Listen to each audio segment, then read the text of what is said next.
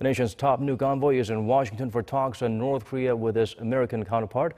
Seoul is also preparing for a series of diplomatic events next week. According to sources, Chinese Foreign Minister Wang Yi and U.S. Secretary of State Mike Pompeo could be visiting South Korea soon.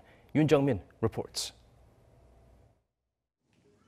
Arriving in Washington on Sunday, South Korea's top nuclear envoy Lee Do-hoon said he will be discussing issues related to the Korean Peninsula with his U.S. counterpart Stephen Biegun, including the recent killing of a South Korean national by North Korean soldiers.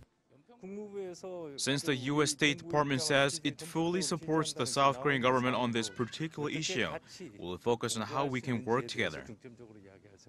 Lee and Biegun will also focus on reviving the stalled denuclearization talks on the Korean Peninsula.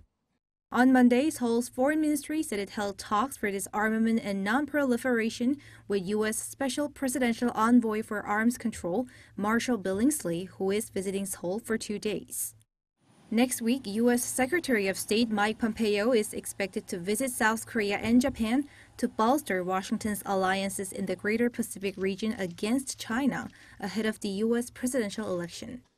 Sources say that at around the same time, China's Foreign Minister Wang Yi is likely to travel to South Korea and Japan as well. This comes after senior Chinese diplomat Yang Jiechi traveled to Busan last month for talks with South Korea's National Security Advisor SEOUL'S.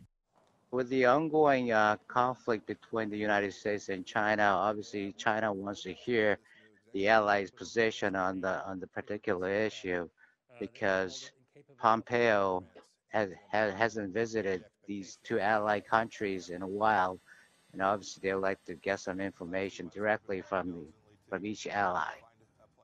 With top diplomats from Washington and Beijing expected to visit in the near future, some careful diplomacy is needed for Seoul to try to find a solution to inter-Korean issues while avoiding getting stuck in the middle of U.S.-China tensions. Yoon Jung-min, Arirang News.